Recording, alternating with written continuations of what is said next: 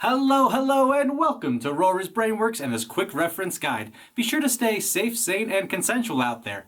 Now, let's talk about the overhand knot. Now, this is a very simple knot to do, yet can be very effective. A lot of people who work with rope bondage will never deign to use the overhand knot. It is far too simplistic and below them, but it's not my job to really say what can or should be used or should not. My job is to give you the tools, and this tool is a very easy one. The means of making an overhand knot is very simple. It's the same thing you would use to kind of tie up the ends of a balloon. They call it the overhand knot because most of the time you have it go over the hand in order to create a loop. And then you place yourself through that loop, obviously going over itself. Can't actually go the other way, so you can't go back around this way in the loop. It has to cross over, create a loop. And one of the easiest things, whoop, whoop, go through. Haha, it can be done so quickly, so easily. But the thing about it, it is non-cinching. I can't take this and pull it. That just makes it tighter. Same thing on this side. Yeah, son of a... It won't cinch. It's an easy way to close off something.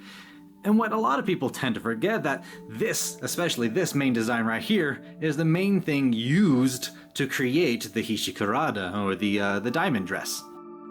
And the diamond dress is something that is widely used as a very beginner harness for new people to learn, utilizing our wonderful friend, the overhand knot. It's a really hard thing to mess up. Now, the overhand knot can be used as an accent piece, like in the diamond dress, but it could also be used at the end of a harness to tie up and make sure that nothing is going to fall away, adding some kind of friction, overhand knot, as a secondary locking mechanism. It's simple, but valuable.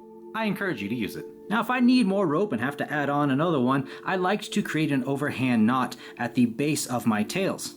That way it gives me something to hold on to. You basically just create a girth hitch just before, tighten that girth hitch down, and it now uses that overhand knot as kind of like a blocker. Most of the times, folk who use hemp rope, or usually not nylon rope, will have overhand knots at the ends of their rope. That way they can do this in a much quicker pace, instead of having to create their own overhand knot. I prefer creating an overhand knot when it comes to nylon rope. That way I can add it on when I need it. Now bear in mind, all this information are what I have been taught or have observed over my experience. Hey, I hope that quick reference guide helped you out a little bit on your rope journey. Be sure to like, subscribe, and comment down below to feed those algorithm gods. As always, I'm Rory, this is my brain. I'm fairly certain it works. Be safe and go create some art.